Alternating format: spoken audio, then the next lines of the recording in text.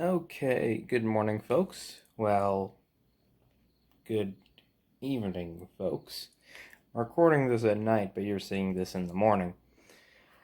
Welcome back to a quick edition of Storytime with Nick. I'm only recording this one today because I have a lineup that should be good for the next couple months, the ones that I've already recorded.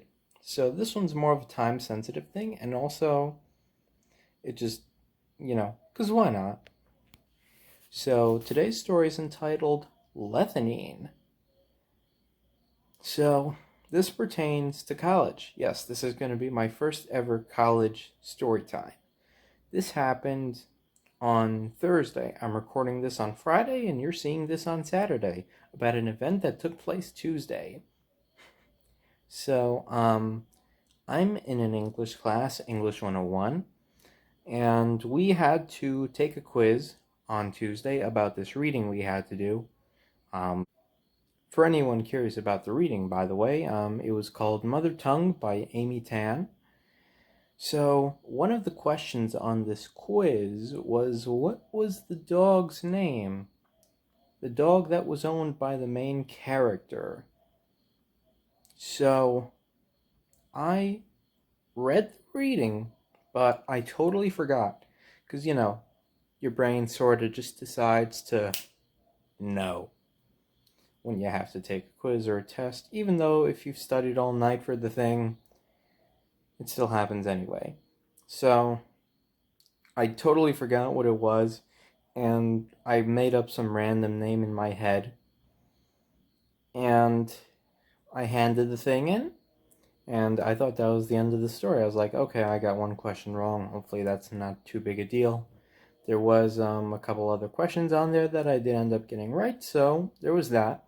But on Thursday, as my professor's calling roll and letting us leave, he tells me, "Wait up for a second. Don't leave just yet because I want to talk to you." And so I'm like, "Okay, let's talk." And then he gets to another student whose name also happens to be Nick, which is kind of interesting, and he tells him, "Wait up, I want to talk to you too." So everyone leaves, and he starts talking to us about an odd similarity in our answers and how he suspects something is going on, but he just wants to make sure that he can quell anything before it gets too severe.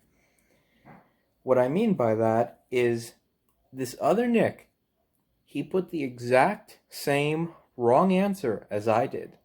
Now you're going to think, oh, well, obviously he cheated. Well, here's where the story gets weird. He's 40 feet away from me, and there's at least 8 other desks between me and him. He sits by the door, and I sit by the window, and this room is at least 40 feet long.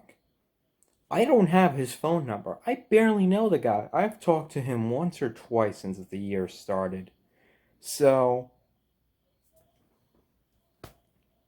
he put lethanine.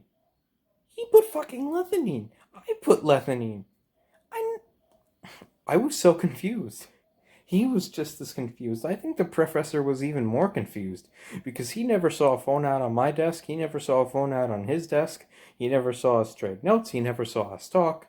Like I've said, I've talked to him like 2 or 3 times since the year started.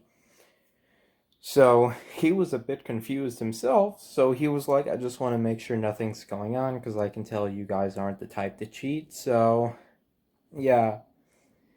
So he let us go. He just said, I don't know what to do about that because there's literally no way anyone could have cheated like that. So I'm not sure what to do myself. Just try not to let it happen again, if that's possible. Yeah. Truth be told, I don't know how that happened either. Me and him put the exact same wrong answer when we were sitting no less than 40 feet away from each other. We're off to a great start with this college thing, folks. Let me tell you that. Thanks for watching, and I hope you enjoyed.